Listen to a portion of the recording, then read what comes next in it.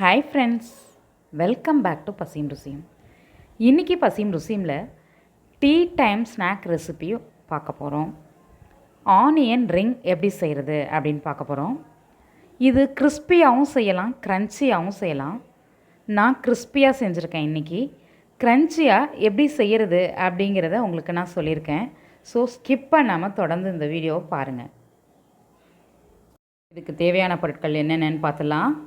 பெரிய onion, cornflour, அரிசி மாவு, பிரெட் கிரம்ஸ், ப்ளைன் மிளகாய்த்தூள், கரம் மசாலா, உப்பு.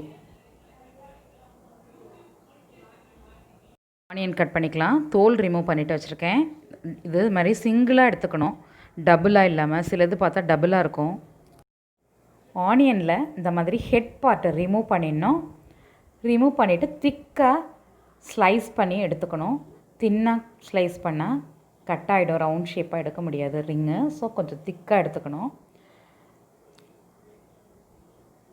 இப்போ டாப்பில் பாட்டமில் அதில் பார்த்தீங்கன்னா கொஞ்சம் ஆனியன் எக்ஸ்ட்ரா இருக்கும், அந்த ரவுண்ட் ஷேப் வராமல் அது மாதிரி கட் ஆனது அதெல்லாம் இருக்கும். அந்த ஆனியன்ஸ்லாம் நம்ம சட்னி அல்லது வேறு ஏதாவது ரெசிபிக்கு யூஸ் பண்ணிக்கலாம். என்ன ரவுண்ட் சைஸாக வர்றதை மட்டும் இந்த ரெசிபிக்கு நம்ம யூஸ் பண்ணிக்கலாம். இது மாதிரி சென்டரில் ப்ரெஸ் பண்ணால் சின்ன ஒரு குட்டி ரிங் கிடைக்கும். அந்த மாதிரி பார்த்திங்கன்னா ஒவ்வொரு சைஸாக இன்க்ரீஸ் ஆகிட்டே இருக்கும் ரிங்ஸு. இந்த மாதிரி ஒரு ஆனியனில் சின்னதுலேருந்து பெருசு வரைக்கும் ரிங்ஸ் நமக்கு கிடைக்கும். இன்றைக்கி நான் 2 ஆனியன் எடுத்து இந்த மாதிரி ஸ்லைஸ் பண்ணிக்கலாம். ஸ்லைஸ் பண்ணிவிட்டு நம்ம ஃப்ரை பண்ண போகிறோம். அதுக்கு என்ன செய்ய போகிறோம், மாவு எப்படி மிக்ஸ் பண்ண போகிறோம் அப்படின்னு பார்க்க போகிறோம். 2 ஆனியன்லேருந்தும் டாப்பையும் பாட்டமையும் கட் பண்ணி ரிமூவ் பண்ணிவிட்டு 3 ஸ்லைஸ் திக்காக கட் பண்ணி எடுத்தேன். ஸோ 6 ஸ்லைஸ் எடுத்திருக்கோம். அதில் நான் சும்மா டிஃப்ரெண்ட்டாக இருக்கட்டுமே அப்படிங்கிறதுனால கிராஸாக கட் பண்ணேன் 2 ஸ்லைஸு. மீதி 4 ஸ்லைஸ் நேராக கட் பண்ணியிருக்கேன். எதுக்காக கிராஸான, ஒரு சைடு திக்காக இருக்கும், ஒரு சைடு தின்னாக இருக்கும். சும்மா அது டிசைனுக்காக. ரிங்கில் ஒரு டிசைன் இருக்கும் இல்லையா, அந்த மாதிரி ஃபிங்கர் மேலே போடுறது திக்காக, அது மாதிரி. பவுல் எடுத்துக்கலாம். இதில் 1/4 cup cornflour, 1/4 cup rice flower,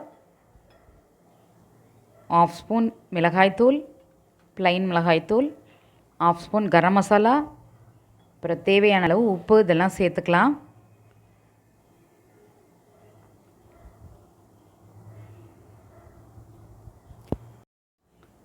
தண்ணி சேர்க்கறதுக்கு முன்னாடி இதை மாதிரி மிக்ஸ் பண்ணிக்கலாம் எல்லாத்தையும் ஈவனாக. இஞ்சி பூண்டு விழுது கூட சேர்த்துக்கலாம், யாருக்கெல்லாம் விருப்பமோ சேர்த்துக்கலாம். நான் இன்றைக்கி சேர்க்கல. தண்ணி கொஞ்சம் கொஞ்சமாக ஆட் பண்ணி மிக்ஸ் பண்ணி விட்டுக்கிட்டு திரும்பவும் பார்த்து போதுமா அப்படின்னு ஜட்ஜ் பண்ணி திரும்பவும் ஆட் பண்ணி, இங்கே பார்த்தலைன்னா ஆட் பண்ணி மிக்ஸ் பண்ணி விட்டுக்கலாம். இந்த கன்சிஸ்டன்சிக்கு நம்ம இதை கரைச்சிக்கலாம். அதே மாதிரி கார்ன்ஃப்ளவர் பார்த்திங்கன்னா எப்போவுமே கரைச்சி வச்சிட்டோம் அப்படின்னா ஒரு 2 செகண்ட் இருந்தால் கூட அது செட் ஆகிடும். அப்புறம் செட் ஆகிறதோடு இல்லாமல் கொஞ்சம் கெட்டியாகிடும். ஸோ அப்பப்போ தண்ணி கொஞ்சம் சால்ட்டு பார்த்து ஆட் பண்ணி யூஸ் பண்ணணும். இந்த கன்சிஸ்டன்சி நம்ம கிறிஸ்பியாக செய்கிறதுக்கு இந்த மாதிரி. சப்போஸ் க்ரன்ச்சியாக செய்யணும் அப்படின்னா ஒரே ஒரு சேஞ்சஸ் தான் இருக்குதுல. இந்த மாவு கரைக்கும் பொழுது இன்னும் கொஞ்சம் திக்காக கரைச்சிக்கோங்க, தண்ணியை கம்மி பண்ணி கரைச்சிக்கோங்க, க்ரன்ச்சியாக வரும். அவ்வளோதான், சிம்பிள். பிரெட் க்ரம்ஸை பிளேட்டில் இந்த மாதிரி ரெடியாக எடுத்து வச்சுக்கலாம். ஆக்சுவலி இது ப்ரெட்டை பீஸாக கொஞ்சம் கட் பண்ணி கடாயில் போட்டு ட்ரை ஃப்ரை பண்ணி மிக்சியில் பவுட்ரு பண்ணி வச்சுருக்கேன்.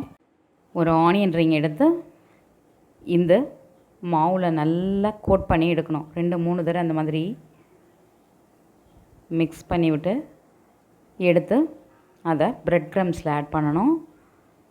ஆட் பண்ணிவிட்டு இந்த கையை நல்லா கம்ப்ளீட்டாக எடுத்துகிட்டு மாவை அதுக்கப்புறம் இது மேலே பிரெட் க்ரம்ஸை தூவணும். லைட்டாக ப்ரெஸ் பண்ணி விடணும். அது அப்படியே 1 மினிட் செட் ஆகணும். அதை நல்லா விட்டுறணும். அதை அப்படியே. நெக்ஸ்ட்டு பிக் ரிங்கு நம்ம பேங்கிள்னு வச்சுக்கலாம். அதை நல்லா இந்த மாவில் டிப் பண்ணி எடுத்துகிட்டு உடனே அந்த பிரெட் க்ரம்ஸை ஸ்ப்ரெட் பண்ணணும் அது மேலே. இல்லைன்னா இந்த மாவுலாம் ஃபால் ஆகிடும், க்ரம்ஸில் அப்படியே ஃபால் ஆகிடும். ஸோ டக்குன்னு நம்ம ஒரு 2 டைம்ஸ் 3 டைம்ஸ் அது மேலே பிரெட் க்ரம்ஸை ஸ்ப்ரெட் பண்ணணும், தூவணும். எல்லா ரிங்ஸும் ரெடியாக இருக்குது ஃப்ரை பண்ணுறதுக்கு. அழகாக கோட்டாக இருக்குது பாருங்கள். சின்ன ரிங், பெரிய ரிங் எல்லாம் சூப்பராக ரெடியாக இருக்குது. இது ஆக்சுவலாக ஒரு 10 to 15 மினிட்ஸ் இதை நல்லா ட்ரை பண்ண விட்டுறணும் அப்படியே. அதுக்கப்புறம் தான் பொரிச்சு எடுக்கணும் நம்ம. ஸோ ரெடியாக இருக்குது. இப்போ ஃப்ரை பண்ணலாம். ஆயில் ஹீட் ஆகிடுச்சு. 1 by 1 அதில் ஆட் பண்ணி நல்லா மொறுன்னு வர வரைக்கும் வெயிட் பண்ணி பொரிச்சு எடுக்கலாம். ரெடி ஆகிடுச்சு, ஃப்ரை ஆகிடுச்சு. இப்போ எடுத்துடலாம். சவுண்டு பாருங்கள் எவ்வளோ கிறிஸ்பாக இருக்குது. இதை மாதிரி 1 by 1 ஆட் பண்ணி எல்லாத்தையுமே நம்ம ஃப்ரை பண்ணிக்கலாம். ஃபஸ்ட்டு பெரிய பீஸ்லாம் நான் ஃப்ரை பண்ணுறேன். லாஸ்ட்டாக குட்டி பீஸ்லாம் தனியாக போட்டு எடுக்கலாம். இதுவும் நல்லா ஃப்ரை ஆகிடுச்சு. இதையும் எடுத்துடலாம். குட்டிலாம் தனியாக ஃப்ரை பண்ணலான்னு சொன்னேன். இப்போ குட்டிலாம் ஃப்ரை பண்ண போகிறேன். குட்டி குட்டி ரிங்ஸ்லாம் எல்லாத்தையும் சேர்த்து. சிலது பார்த்திங்கன்னா அது சென்டர்லேயும் ப்ரெட் க்ரம்ஸ் அப்படியே ஃபில் ஆகிருக்கும். குட்டி மட்டும் நம்ம அதை குத்தி கிளியர் பண்ணி எடுத்துகிட்டு ரவுண்டாக ரிங் ஆக்கிட்டு அப்புறமா ஃப்ரை பண்ணிக்கணும்.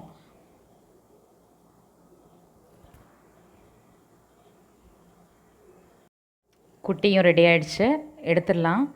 பாருங்கள் எண்ணெயில் கொஞ்சம் ப்ரெட்டு வந்து அப்படியே இருக்குது, ஸ்ப்ரெட்டாக இருக்குது. ஏன் இது அப்படின்னாக்கா நான் ஏதோ ஒரு பீஸில் வந்து அந்த மாவு கோட்டிங் வந்து சரியாக கொடுக்கல எனக்கு தெரியாமலே. ஸோ அது மாதிரி இருந்தால் தான் அந்த ப்ரெட்டு வந்து ஒட்டாமல் இந்த மாதிரி எண்ணெயில் ஸ்ப்ரெட் ஆகிடும். ஸோ மாவில் டிப் பண்ணுறதா இருந்தாலும் ப்ரெட் க்ரம்மில் ஸ்ப்ரெட் பண்ணுறதா இருந்தாலும் நம்ம கவனமாக பண்ணணும். ஃபுல்லாக வந்துட்டு கோட்டாக இருக்கா அப்படின்றத செக் பண்ணிக்கணும். இது வந்து கிறிஸ்பியாக பண்ணாலும் கிரின்ச்சியாக பண்ணாலும் சூப்பராக இருக்கும். எப்படி பண்ணாலும் இது ஒரு டீ டைம் ஸ்நாக்ஸ்க்கு ரொம்ப ஆப்டான ஸ்நாக்கு பார்த்திங்கன்னா. ஏன்னா ஆனியன் எப்போதுமே பார்த்திங்கன்னா ஆனியன் ரொம்ப நல்லாயிருக்கும். அதை வந்து ஃப்ரை பண்ணால் கூட உள்ள ஆனியன் அப்படியே ஆஃப் க்ரன்ச்சியாக இருக்கும், ஆஃப் பாயில் ஆகி அப்படின்னு நல்லாயிருக்கும், சூப்பராக இருக்கும் அது பார்த்திங்கன்னா. ஸோ இது க்ரன்ச்சினா என்ன, கிறிஸ்பினா என்ன அப்படின்னு நான் உங்களுக்கு சொல்ல போகிறேன். நான் உங்களுக்கு காமிக்கிறதுக்காக ஒரு பீஸ் க்ரன்ச்சியாக எடுத்திருக்கேன். பாருங்கள் இப்படி பிளேட்டில் சவுண்ட் பண்ணால் சவுண்ட் வரும்.